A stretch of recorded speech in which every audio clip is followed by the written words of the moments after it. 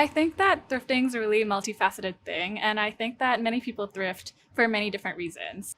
So, for example, like a main motivator for a lot of people is the environmental aspect. So they believe that they have a moral responsibility to thrift.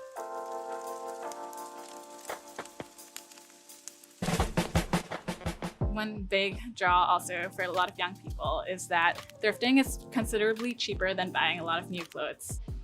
For me personally, why me and my friends thrift is that we're really big into fashion and we believe that it's an expression of who we are. So when we thrift and find things that are super unique and no one else has, we think it really speaks to us. I look out for things that are really unique, whether it's the cut or the fabric, because I want to have things that I've never seen before that excite me. As for how I rework items, usually I'm kind of weirdly proportioned. So I'm like more fleshy up top and I don't have as much like at the waist. So I find clothes that fit me up top and I take in the waist usually. Or I change the neckline so that it's more forgiving and I find something that's fitted at the waist instead. For what I'm doing today, I am altering this pair of shorts because I actually accidentally ripped the seams on it and I'm trying to repair it. Actually, I think my thrifting journey began with food. So back in 2017, I started an account called Dapao Food back when I was in JC and I was like taking away a lot of food. So it would just be me posting my lunchbox every day. But from there, it became an environmental account because I started using reusable cutlery and reusable boxes because I felt that it was so irresponsible for me to keep using like styrofoam boxes. It just became a fully fledged environmental activism journey. So I kept rediscovering parts of my life that could be swapped for more sustainable options, and fashion became one of the biggest themes of that account. Playdates started in 2020 because we wanted to make our store more accessible for younger people. So we started an online element. So one of the ways we reduce our environmental impact is we use secondhand photo mailers like this from companies like Package Pals. But we also encourage our customers to self-pick up from the store just to cut down on the environmental impact of delivery.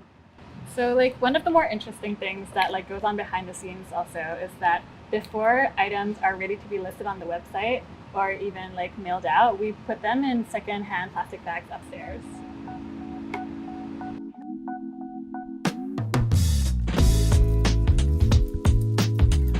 I think that previous generations, especially 10, 20 years ago, a lot of people have hang-ups about secondhand clothing being dirty or an indication that you don't have enough money to afford firsthand.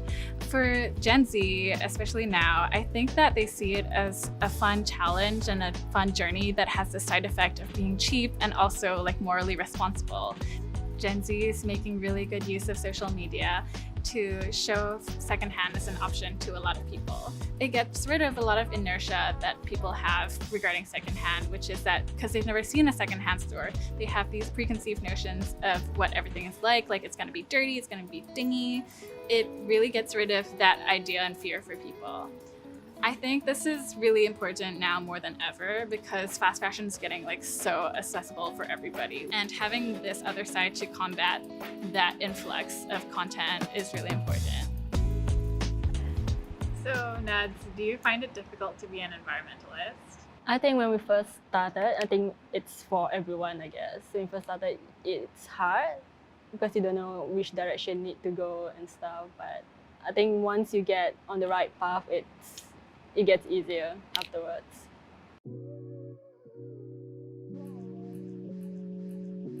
My hopes for the secondhand industry is definitely that it grows larger. I hope to see more inclusivity, especially in the Singaporean scene where there's still kind of an archetype of like what's desirable to look like. And I think that the secondhand industry can really combat that. Fast fashion usually tries to sell you like an ideal and a fantasy, whereas secondhand fashion is about diversity and inclusivity and, you know, the environment. Yeah.